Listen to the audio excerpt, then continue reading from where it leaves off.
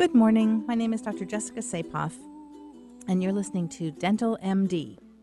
This is 1150 KKNW, and you can go to 1150kknw.com and look up the archives for Dental MD, the Dental MD radio show, and you will find lots of topics about dentistry, comparing holistic and natural to conventional and mainstream dentistry, all kinds of subject matter within dentistry, different procedures, materials, all that kind of stuff, philosophy. And so that will give you kind of a background of what I talk about. Today, I'm going to talk about dental materials because that's one of the major differences between holistic, natural dentistry and mainstream and conventional. The mainstream model is based on kind of a Western medicine philosophy, allopathic. Dentists are all trained the same way. We all go to American Dental Association curriculum-approved schools. We all take exams that are put together by people who are immersed in that philosophy.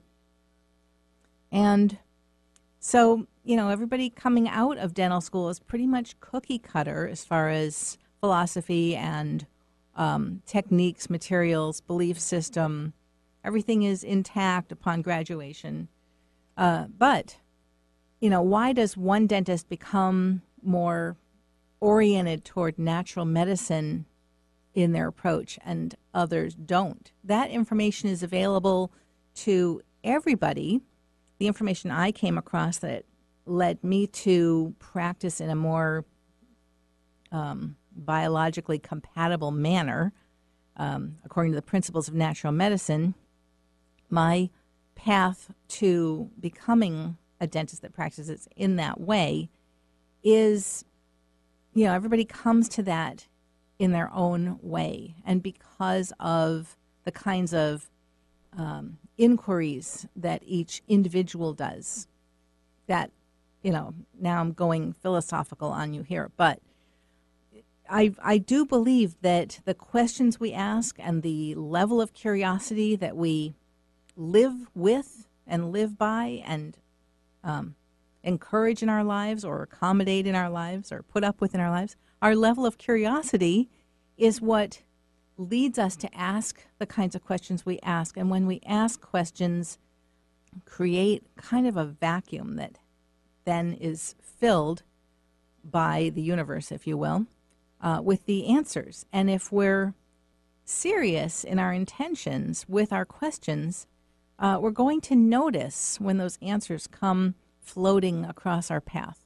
And that is just basic law of attraction that I just kind of reviewed for you. But that's how it works, and that's how, I'm certain that that's why I've come across the information I've come across that has led me to rethink some of the things that I was taught and rethink some of the positions I held as an individual raised in this culture as well, because that's important to have a particular mindset, set of beliefs that are conducive to getting through higher education. You can't buck the system past a certain point and still stay in and finish and get a degree.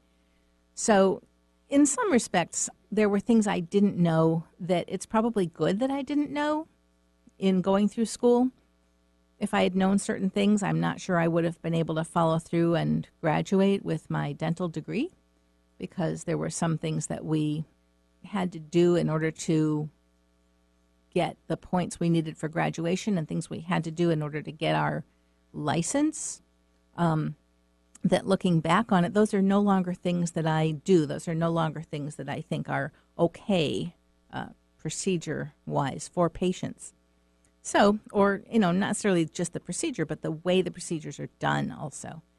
So that's a little bit about, why there's a difference between natural and mainstream. Anyway, mainstream of dentistry, when it comes to dental materials, which is today's topic, the mainstream of dentistry has, as its training and embedded in its belief system, is that the American Dental Association and the research and testing that the American on materials used in dentistry, that the American Dental Association will look at, review, and put their stamp of approval on, they are similar in how they do that and in the philosophy they rely upon for that process to agencies in government such as FDA and other types of agencies that are entrusted with approving or disapproving materials for use or devices for use in medicine and dentistry. So to the degree that you trust our authoritative organizations in our culture, that's the degree to which you would take what they tell you without questioning it. And in the mainstream of dentistry, whatever the American Dental Association has approved for use as dental materials, like the metals and ceramics and cements and filling materials and all of that stuff, all of that would be just accepted without question. And question arises when somebody is curious or just isn't in the habit of taking what's given to them without question. And that's kind of, maybe it's a personality thing, or maybe it's a decision we make that we're going to be more curious. And so curiosity leads you to do annoying things like ask questions in a situation where everybody else is just taking what's being given as fact and taking it for granted, so to speak, granted information, and it's just taken like that's all there is. And if there was anything else, this authoritative organization would tell us. If there was something else we needed to know, they would be telling us that. So anything that a dentist in that mindset hears about, if the American Dental Association hasn't written about it or told them about that particular thing or that issue with that thing, then, it must not be real. It must not be something we need to worry about. So there's a reliance on our authoritative organizations for not only for information, but also to give us a heads up when there's something important that we need to know about. So along comes natural and holistic thinking, and the American Dental Association is not directing mainstream dentists to look at this or consider it, and so people don't look at it or consider it. But the information that I came across is available in the open to anybody that is curious enough to ask. The questions, how we ask our questions and our intent, the force of our intent, the power of our intent behind it. How is it a burning question? How curious are you? Or is it like a rhetorical question? Oh, that can't be true. Dismissive type of questioning. So how you ask your questions and your sincerity behind your questions is kind of going to be the driving force as to, how strong the answer is that comes back to you. So questioning things, being curious, that is kind of what led me to practice in a different way and to consider other information other than what was fed to us by our authoritative and formerly trusted organizations. So, dental materials. Dental materials are an area that the American Dental Association has a branch that's they have stated is like a research branch that's nonprofit part of the American Dental Association. And they say that they test products or they look at how products are tested and they approve or don't approve products for use in dentistry. So for most dentists, if it's been approved by the American Dental Association, then no further questions are asked. That material must be all right to use. So that includes things like mercury and fluoride and nickel and coloring agents and solvents and other things that, if used correctly and according to the directions, are said to be safe and approved for use by dentists in certain situations, certain procedures that they're doing in order to fix or repair or arrest whatever is going on with the tooth or the gums. So dental materials can be permanent or temporary. They can be removable or fixed. Fixed means it's cemented in place or bonded in place or screwed into place or whatever it is, it's meant to stay there. Removable means that you can pop it out and wash it in the sink and put it back into your mouth after cleaning it with your toothbrush, whatever. And the other category of materials and procedures has to do with whether they are reversible or irreversible. And in natural medicine, the main difference between natural medicine and conventional mainstream medicine is the emphasis on not only the body's ability to do its own healing, but in doing the minimum possible to promote that body's natural healing ability, nudging it toward healing, helping tip the balance in favor of the body's natural healing ability. So the least toxic and least invasive methods and or materials are selected first in order to give the body the best chance of doing as much of the healing on its own as it can. Well, that doesn't sound like a very profitable way to do things, does it? So the system that we are in pushes us to have to make money on the things that we do. And that's just the system that we're in. And accepting that is kind of basic. That's where we're at. We're in this system. And to do your medical or dental treatments differently than maximizing income and profits it's tricky. It's very tricky to do that and succeed and stay in business. So I'm going to talk more about that in the next segment. But today's main topic is dental materials and how they're selected, what the choices are, why you would choose like temporary versus permanent or fixed versus removable versus fixed, etc., or choose a reversible procedure instead of an irreversible one at the beginning of the journey toward your healing. All right, you're listening to Dental MD. I'm Dr. Jessica Sapoff.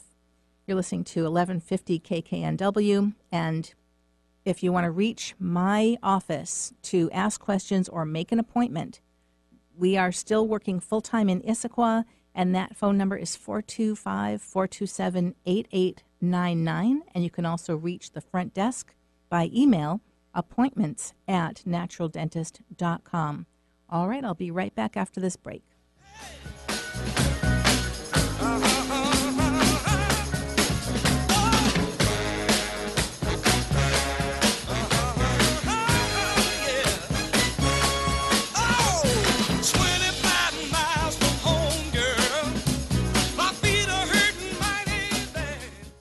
So how long has it been since you've been to the dentist? Yeah, I'm talking to you. I know going to the dentist can be tough, but did you know that healthy teeth lead to a healthy body? I know what you're thinking. All dentists are alike. They lure you in for the free exam or, complimentary cleaning. And before you know it, wham! Huge dental bill. And did you even need all that work? Well, why not try a different approach? Natural Dental Health Associates in Issaquah specializes in taking care of you. Their easy, no gimmick, honest approach to dentistry will have you forgetting you're actually in a dentist's office. And the best thing is, they're all natural. Yep, no mercury, nickel, or other harmful chemicals are used. Click on your media player now and get started on the road to better dental health today. Or call 425-427-8899. Natural Dental Health Associates is a proud sponsor of the Dental MD radio show, Wednesdays at 9 a.m. on Alternative Talk, 1150 a.m. The thought of my sons growing up without me inspired me to quit smoking. I talked to my doctors, and then I threw away all my cigarettes, ashtrays, and lighters. I started exercising instead of smoking. Getting support from friends online kept me on track. Staying away from alcohol when I was first quitting was key. Instead of smoking after I ate, I'd get up and take a walk. I missed having a cigarette in my hand, so I'd hold a pen or a straw, anything. Until I knew I wouldn't give in to temptation, I spent more time with my friends who didn't smoke. I went to places that were smoke-free. I didn't stay quit the very first time I tried. I kept on trying, and I learned something each time. Do whatever it takes. No matter how many times it takes. I quit. I quit. I quit. We did it, so can you. You can quit.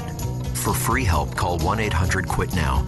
A message from the U.S. Department of Health and Human Services and CDC. Alternative Talk 1150, here to uplift your day. But I got a woman waiting for me that's gonna make this trip worth a while. You see, she's got the kind of loving and of kissing make a man go stone wild. So I got to keep on. Welcome back. You're listening to Dental MD. I'm Dr. Jessica Sapoff. Today I'm talking about dental materials used for procedures in dentistry, and I am a natural and holistic dentist. Sometimes we are referred to as biological dentistry, complementary medicine and dentistry, integrative, holistic, natural. There's a lot of different words for it. I think natural kind of covers the bases on that, because natural refers to what we can do ourselves naturally, what naturally would occur without intervention, the least intervention possible to allow natural healing processes, to our innate healing processes, to do as much of the healing and recovery as possible with as little intervention, particularly toxicity-wise, the least toxic possible choices in our interventions. So dental materials are sometimes necessary to repair or replace missing parts in your mouth, such as teeth, bone. There are, times when grafting to assist bone healing or maintain the shape of the bone for possible future implants, and hopefully we will be regrowing teeth soon. I know that regrowing teeth is already being done experimentally, but it hasn't been offered to us dentists out in practice to use for our patients yet, but it's coming. It will be here. We will be able to regrow teeth in our dental offices. I don't know when. It's been in research for more than 10 years. It's been doable for more than 10 years. Anyway, rant. So we're waiting for that to be available. But in the meantime, your choices are, if you're missing a tooth, your choices are to put in something that just maintains the space, like either a little removable tooth, which is also called a removable partial denture. You could get a bridge, which is also called a fixed partial denture or a fixed bridge.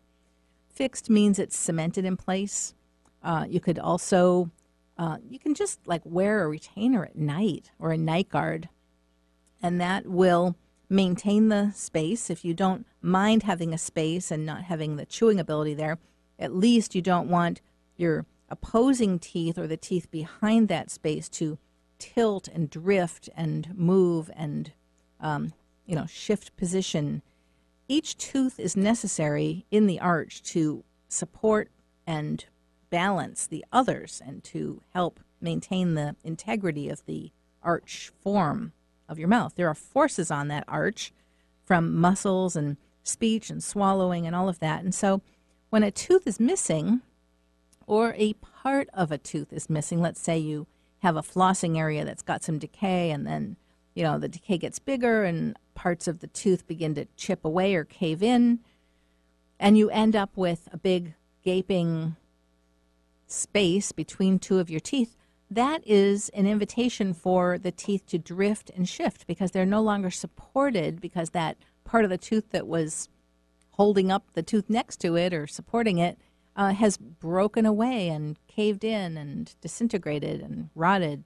So it's important to keep the rest of the mouth stable and the arch form stable at the very, very least. If you're willing to go without a tooth, you at least need something to keep everything from shifting and drifting. All right. So, but if you want to replace the tooth, then your options are something permanent, something temporary, something removable, something fixed in place or cemented or bonded in, or something reversible or irreversible. Now, an implant, which is an artificial root that gets screwed into the bone, that is irreversible.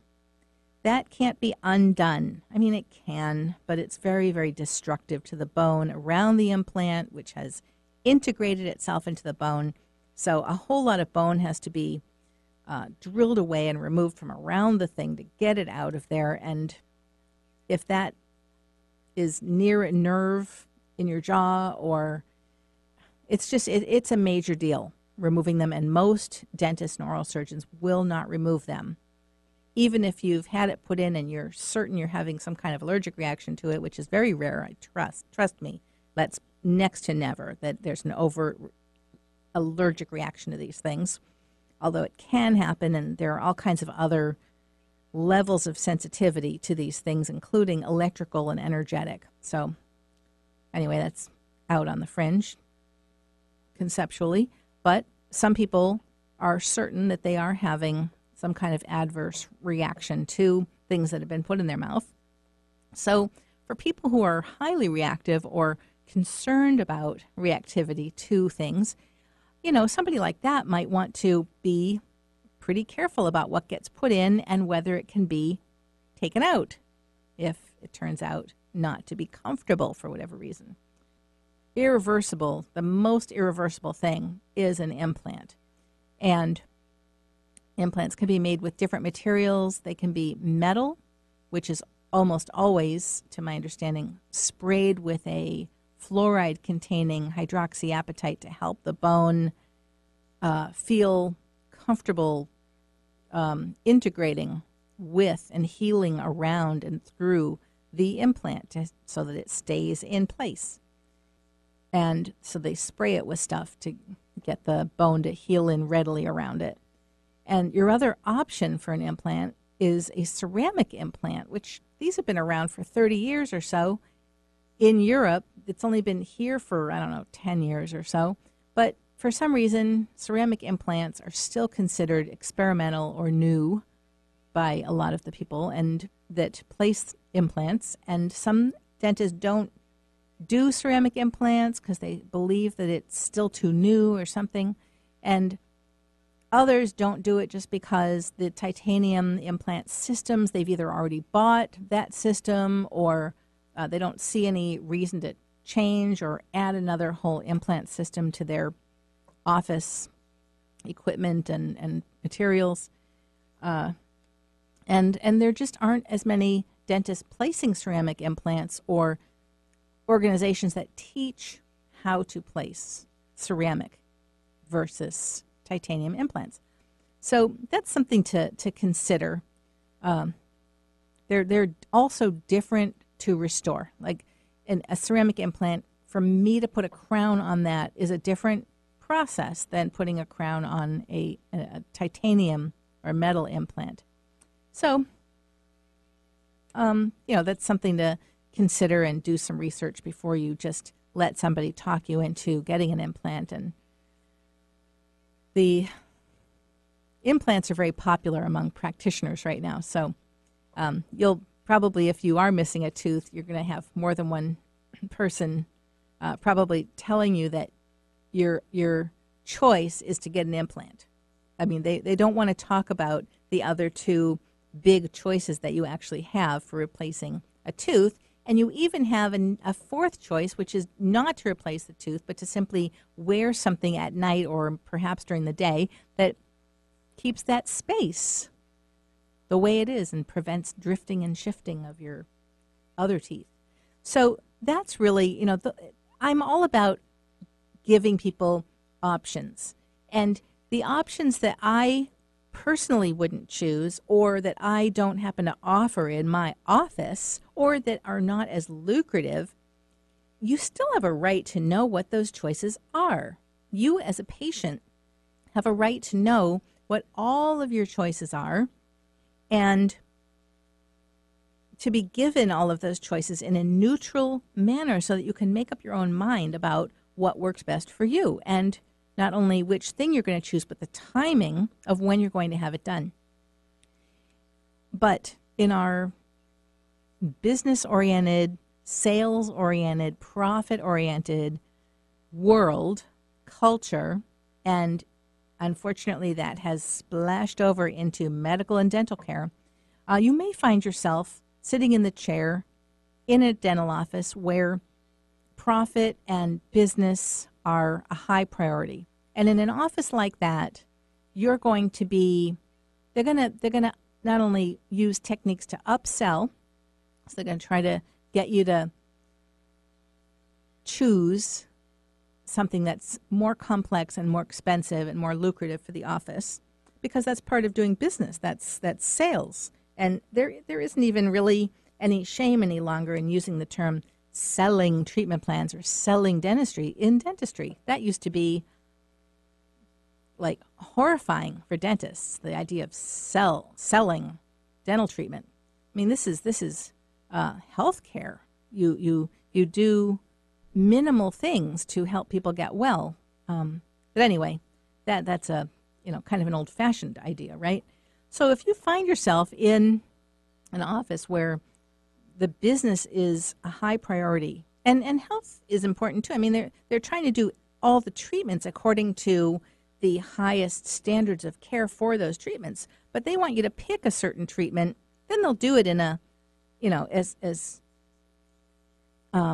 advanced and above standard of care to the best of their ability, I'm sure. But they want you to choose the treatment that is the most lucrative for the practice. And, they especially want you to choose something that particular dentist finds, fun in his or her practice to do, like procedures they enjoy, procedures the dentist enjoys.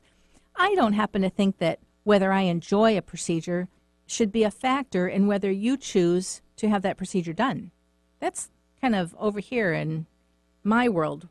Private, whether I like or don't like doing a particular procedure is not going to come into how the way I talk about those procedures to try to coax or motivate you or tilt you in a particular direction to choose a particular thing. All right, well, we're talking about dental materials. I'm still on the philosophy of why choosing one or another, and I'm going to continue this and get a little more specific in the next segment. You're listening to Dental MD. I'm Dr. Jessica Sapoff, and I will be right back after this break. Yeah. What is it good for? Absolutely nothing. Yeah. What is it good for? Absolutely nothing. Say it again, y'all. I'm Dr. Anthony Lazowitz, and this is Climate Connections. When Steve Eliason was a teenager, he loved skiing in Wisconsin's snow-blanketed forests. Moving physically, delighting in winter, in the snowscape, in the snow-covered cedars. When you're out there, it's just another world. Now, he helps young people have that same experience. He runs an organization in the city of Oshkosh that offers free ski lessons to students. But as the climate warms, running a ski club is harder than it used to be. By the middle of the century, average winter temperatures in Oshkosh are likely to be 7 to 8 degrees Fahrenheit higher than they were in 1980. That means less snow for skiing. It's not uncommon these days now, say in January or February, to have brown countryside. Eliason has no intention of giving up. He believes skiing gives young people a rare opportunity to connect with nature and reflect on their place within it. I don't know how you share that with students if not for physically, literally getting out there in the world. And I worry there's far too little of that. So even if there are fewer good ski days, he takes every chance he can to send a kid gliding through white powder for the first time. Climate Connections is produced by the Yale Center for Environmental Communication. Learn more at yaleclimateconnections.org. Alternative Talk 1150. We're on your radio at 1150 a.m. We're on your HD radio at 98.9 Channel 3. So many ways to listen. We're on the web at 1150kknw.com, streaming live audio and video as well as MP3 archives of many of our shows. So many ways to listen. And now, we're on your smartphone or tablet. Download our free app in the Apple App Store or Google Play and take Alternative Talk 1150 anywhere you go. So many ways to listen. Don't let that herd mentality lead you off a cliff. We support thinking for yourself on Alternative Talk 1150.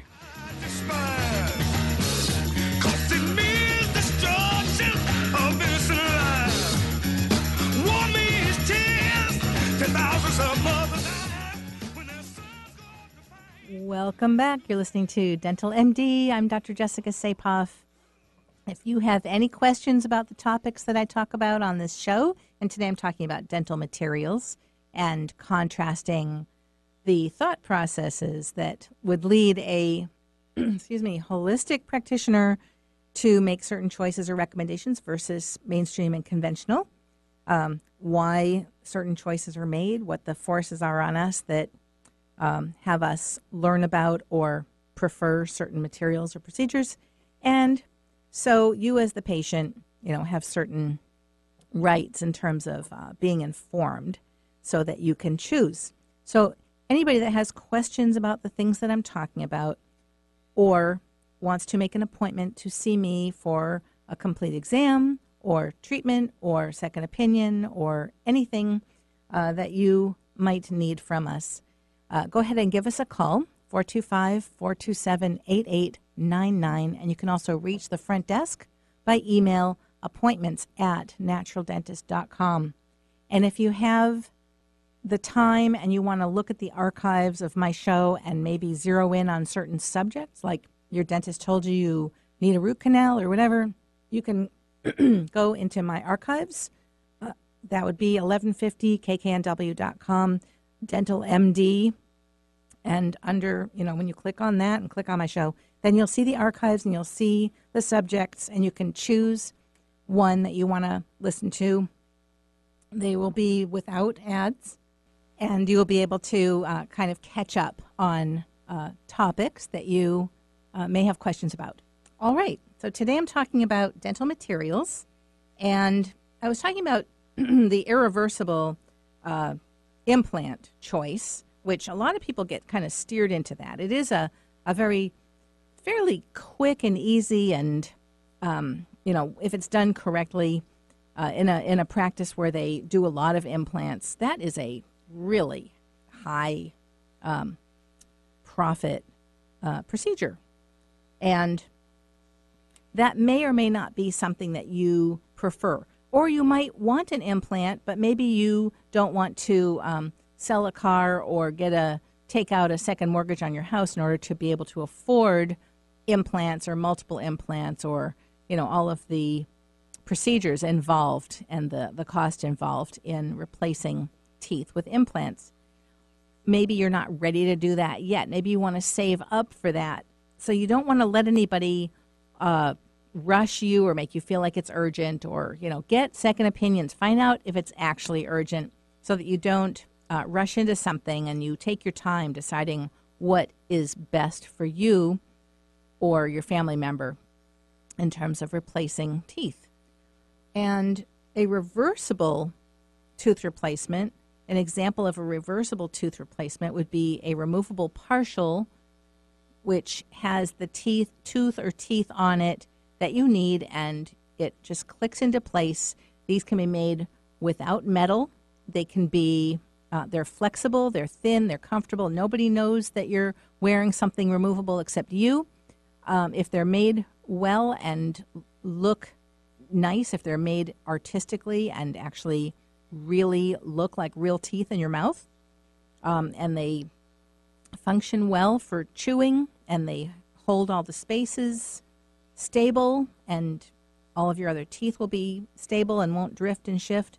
So they solve a number of problems, and they also don't involve drilling or altering your other teeth in order to use them. But it can be a nuisance. They're removable. You have to keep track of it. You have to clean it. You have to wear it and make sure it stays clean. The teeth that it rests on are a little bit more prone to tooth decay because of plaque growing in and around, or food getting caught around, the areas where this partial rests and clasps onto your other teeth. But essentially, it's like glasses or shoes. You get used to them. You get used to keeping track of them, keeping them clean. You know where they are. You when you get new shoes, you're aware of them at first, but then you forget that they're even on your feet, and you get used to them, and they feel comfortable. These are like that. You have to go through a process of kind of getting used to it and getting used to keeping track of it. But for some people, it's just too much of a nuisance. A lot of times there's a stigma involved, like if you've lost teeth and you have a removable replacement for the teeth, this may make you feel old, or it may make you feel like your health failed, or, why did you lose teeth? It must be something wrong. Maybe you didn't eat right or brush enough or something.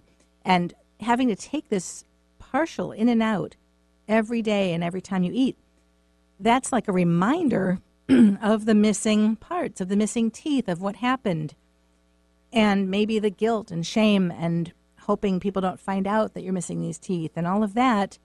That is, and if you have to go into the hospital or something, they make you take out your partials. Anything that's removable, excuse me, anything that's removable has to be taken out in order to, and then you're in the hospital having your procedure or whatever, and you don't have your teeth in, and people see you without your teeth in, but you have to take them out in order to be intubated, or whatever they're going to do. And also they want to make sure you don't accidentally aspirate or that it doesn't get broken for whatever reason. Anyway, so those are some of the issues with the removables, but they're very conservative. They're comfortable if they're made well and you get used to it, and it's a good solution. And maybe it's a good temporary solution for some people, and maybe it's a good long-term solution for others, depending on your situation and your philosophy and what you're comfortable with, and also whether it's back teeth or front teeth. That makes a difference too, and your age makes a difference. So that is your lifestyle. So that's one of your choices, though. And a lot of times people are not even given that choice, or they're told about it in kind of a negative way. Oh, you don't want to have a partial. What a nuisance those are, or it's going to make you get decay on your other teeth, whatever.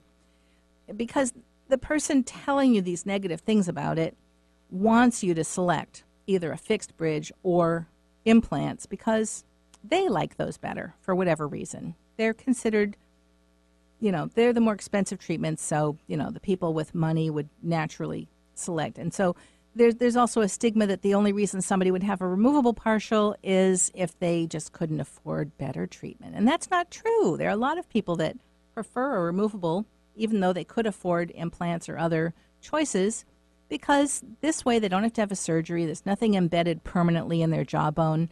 I mean, that's a philosophical thing. So unfortunately, there is that stigma, though, that if you have a removable tooth, it must mean you couldn't afford better treatment. But that's not always the case.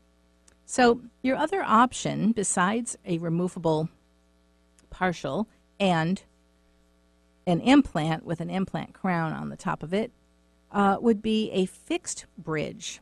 And sometimes they're called a fixed partial denture, but that's confusing because denture usually refers to things that are removable. But the fixed is how if it says fixed, or if somebody says bridge, bridge is another confusing term because bridge was sometimes used to refer to removable teeth, removable bridge or whatever. So people get confused about the term bridge. But when a dentist uses the term bridge, we're talking about something cemented in. Now, you may hear negative things about fixed bridges because the teeth that the bridge is going to, if you're missing one tooth, the bridge is going to rest on the abutment teeth, just like a bridge that goes across water. It's going to be sitting on the shores. Okay, so it's going to be resting and bonded to the neighboring teeth. And those neighboring teeth have to be prepared for it, because if you rest something on the top of those teeth, it'll change your bite. So you have to create a little bit of space for the material that the bridge is made out of, and you have to create a little indent in the neighboring teeth and wrap it around at least partway so that it has a cement area and it'll stay in place. The two neighboring teeth do not necessarily have to be drilled all the way down to little stumps. Sometimes that is necessary. Sometimes the teeth on either side already have crowns on them or onlays or large fillings, and so there really isn't a whole lot more tooth removal to do the bridge. But if the teeth on either side are perfect teeth and have never had any fillings or crowns or anything wrong with them, they don't have any decay or breakage of cusps or anything, then it really is a shame to cut those back to make room for the inlays, onlays, or crown units that would be used to hold that bridge in place. And if those teeth have never been cut, then a fixed bridge may not be the best choice.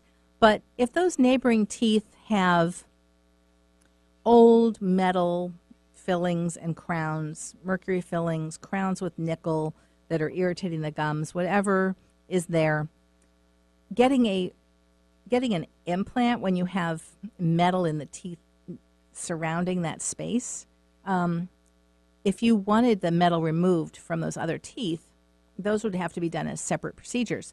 But if you replace the missing tooth with a bridge that has to rest on the neighbors, the metal that's in those neighboring teeth will be taken out and replaced. In my office, it's always replaced with non-metal materials and always done as conservatively as possible. So if there was just a big filling or an onlay in that tooth, then I would replace it with an onlay shape as the support piece for that tooth.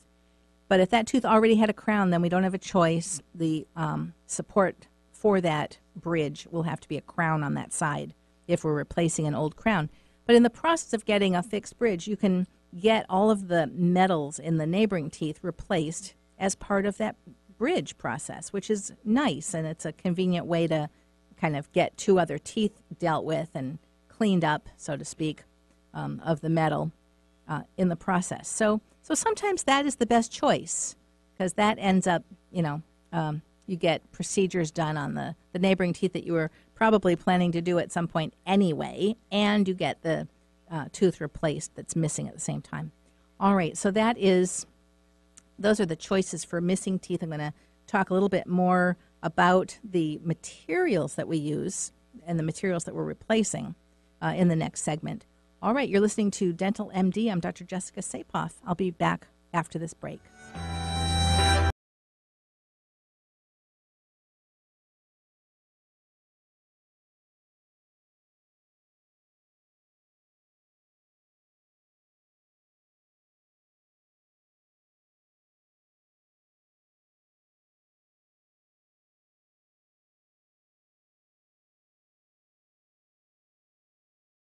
Excuse me. I know you have a 9 o'clock, so I'll keep this short. I'm the business suit in the back of your closet. You wore me nearly every day before your office went, quote, casual. I used to be the CEO of your closet. Now I'm just that one intern no one ever talks to. I always thought you'd circle back with me, get granular, keep me in the pipeline. But nada. Nothing. Don't you remember the McKittrick presentation? You spilled coffee on me, and I still looked amazing during the breakout talkback Q&A. So, I think it's time for me to move on. I've got a great resume, and I absolutely crush it in interviews, okay? Let's make this a clean break. Shift the paradigm. The only thing I ask is that you think outside the box here and do this. Take me to Goodwill, where I can really make a difference. Your donations to Goodwill create new jobs, training programs, and education assistance for people in your community. To find your nearest donation center, go to goodwill.org. Donate stuff. Create jobs. A message from Goodwill and the Ad Council. So how long has it been since you've been to the dentist? Yeah, I'm talking to you. I know going to the dentist can be tough, but did you know that healthy teeth lead to a healthy body? I know what you're thinking. All dentists are alike. They lure you in for the free exam or, complimentary cleaning. And before you know it, wham! Huge dental bill. And did you even need all that work? Well, why not try a different approach? Natural Dental Health Associates in Issaquah specializes in taking care of you. Their easy, no gimmick, honest approach to dentistry will have you forgetting you're actually in a dentist's office. And the best thing is, they're all natural. Yep, no mercury, nickel, or other harmful chemicals are used. Click on your media player now and get started on the road to better dental health today. Or call 425-427-8899. Natural Dental Health Associates is a proud sponsor of the Dental MD radio show, Wednesdays at 9 a.m. on Alternative Talk, 1150 a.m. Alternative Talk, 1150 on AM, 98.9 HD3 on HD, 1150 kknw.com on the web.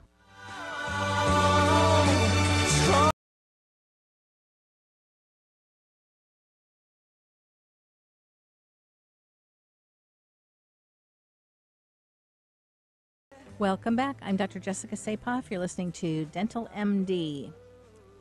And today I'm talking about dental materials and some of your choices, permanent versus temporary, removable versus fixed, and reversible versus irreversible procedures and materials. So let's say, permanent versus temporary. All right. Why would somebody need a temporary? Well, you need a temporary while the lab is making something for you out of ceramic or making something for you that's a removable tooth or teeth. And so you might want to use something in the meantime to keep everything stable while the lab is making your new teeth. So it's kind of mandatory in some circumstances. When you're getting a new onlay or crown or getting a bridge that's going to be cemented in place, you have to have a temporary, or else the teeth that have been prepared to hold and support the bridge, they can actually shift and drift after they've been prepared because they no longer touch the neighbor and they no longer participate in the bite because they've been cut away a little bit to make room for ceramic. And then when the ceramic bridge is put in, then the bite is restored back to the right level again. Well, you have to wear some kind of temporary in order to keep everything stable. Otherwise, the new thing may not fit. And that's bad because then you have to take impressions all over again and sometimes drill away a little bit more. Really, teeth can, if your temporary comes out, you really have to get back, either keep it in place if you can, or get back to the dental office and have it re-cemented with temporary cement. Very important. So temporaries can be made out of a lot of different things. The materials are only going to be in your mouth for 2 to 3 weeks, so usually it's not a problem. They're generally made of a high-quality plastic and temporary cements that tend to help the teeth feel calm, calming to the nerve. They have ingredients that are a little sedative for the tooth so that the nerve is not irritated from the procedure. And that's all nice. That works well as long as the bite is adjusted correctly on the temporary. Otherwise, the teeth get irritated. So wearing the temporary is important. You may want to get a little denture adhesive from the drugstore to put under it. If it comes out, you can put a little dab of that, and that makes it sticky and makes it stay in place. And you still have to take it out and clean it and put it back in if that has happened. But best thing is to just get back to the dental office and have it re-cemented with fresh temporary cement so that it stays in place. Now, these conservative ways to do bridges where the side units are inlays or onlays instead of crowns, the temporaries do tend to, they don't have as much surface area for the cement. And so I suppose in some offices they prefer to make the side units, cut them all the way down to little stumps and make them into crowns because the temporary stays on better when you do that, and it's not as much of a nuisance. Most people do fine with conservative preps and temporaries that are not wraparound, but there are people who do dislodge them over and over again or break them because of the way they bite or clench their teeth, or they don't use their night guard while they have a temporary, and so they break the temporary. All kinds of things can happen. So, if convenience is your main goal, then you may end up with teeth that are drilled more than absolutely necessary in order for convenience. And that's just the way it's done, because time is money, and convenience and extra visits to re-cement temporaries, that is a loss of income for the office that has to re-cement a temporary, but mostly because they can't be doing something during that time that brings in money. Repairing your temporary or redoing it or re-cementing it, that's all included in your restoration cost. You don't pay extra to have your temporary maintained while your crown and bridge are being made in a lab, or you're partial. So that is that's something to consider. But, in my view, the less we drill the teeth, the better. Less drilling means fewer root canals, less trauma to the teeth. For me, that's much more important than whether you have to have your temporary re-cemented, honestly. Although, of course, we try to make the temporaries in a way that they do not come out, and give you instructions on how to clean it so that it doesn't pop out of your mouth when you're eating or cleaning it. All right, so in terms of permanent versus temporary, there's one other situation where a quote-unquote temporary makes the most sense. Let's say you have an old root canal tooth, and you've got a metal, filling in it. After the root canal was done, they did a metal filling deep into the tooth, and then they put a metal with porcelain crown on the top of that. So you've got mercury and nickel and who knows what else, in the root canal filling material, plus the buildup and the crown are all different metals. And you're not sure if you want to keep that tooth. You maybe feel like you're either allergic to some of those materials, or you just have read up on root canals and you've decided you don't want to keep a tooth that doesn't have a live nerve in it. I recommend that you do some reading and maybe listen to some old shows and do some research before choosing to extract a tooth. That's another one of those irreversible things. When you have a tooth extracted, it's over. You will never have that tooth again until someday when we can regrow teeth, hopefully. But you don't want to lose teeth, so definitely less drilling. And if you have an old root canal that you are not sure what the future of that tooth is going to be for you in your mouth, but you know that all the metal that's on that tooth, in and on that tooth, that is also a priority, and you're in the process of having less metal in your mouth and having things replaced. So, what do you do with that root canal tooth? Well, in my office, I offer kind of an in-between procedure where you can have the metal taken out, and what I will do if you're unsure about that tooth, instead of you investing in a permanent ceramic restoration for that tooth, what I might offer is kind of a 5-year crown, I call it. It is basically made with very high quality, durable, temporary crown material, but I cement it on with permanent cement. Now, these things are quite durable. They hardly ever break or leak or do anything. The color stays nice. They can sometimes get stained, but most of these newer, durable, temporary materials are quite stain resistant. It can be polished and look great. And if it's cemented on with a permanent cement, then what you have is a metal-free tooth. You do have a plastic, cover on it, but that's for aesthetics and function, so you can chew with it. And, basically you're, for half the price of an ordinary crown or onlay, you're getting something that is metal-free, and I'm not going to promise that it would last as long as a permanent ceramic solution, but you will get a number of years out of that while you make a decision about whether you want to go ahead with a ceramic and keep that tooth, or whether you may want to remove that tooth after doing your research on root canals. So that's another possibility. Or you just feel like you don't want to spend that much money on restoring something, or you have a terminal illness but you want metal removed, but you don't know if you've got 10 years left. Maybe you might live another 3 or 5 years according to your disease or your diagnosis, and then you may want this as a solution for some of the teeth. That's just what makes sense, for some people. So today I talked about dental materials, permanent versus temporary, removable versus fixed, and reversible procedures versus irreversible. I didn't talk about children's materials or specifics about composites and plastics, but there are a lot of choices when it comes to which non-metal materials are going to be selected. So ask questions and make sure that whoever you're going to gives you all of your choices. So you've been listening to Dental MD. I'm Dr. Jessica Sapoff. If you have any questions about the topics that I've covered today or cover on this show, give us a call, 425-427-8899. And you can also reach us by email, appointments@naturaldentist.com. Thank you for listening. I'll be back next week.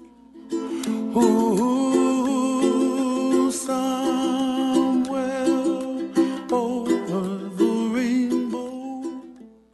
The views expressed on this program are those of the host, guests, and callers, and not necessarily those of KKNW, its management, or other advertisers. Contests are the responsibility of the host of this program and not KKNW. This is Alternative Talk 1150 AM, KKNW Seattle, and KNUC 98.9 HD3 Seattle. And good morning to you. Benny Mathers here for a look at your Alternative Talk AM 1150 traffic update for Around the Sound. Starting things off over on I-5 northbound at South 320th Street. A recent collision partially blocking the 3 left lanes in that area. Medical aid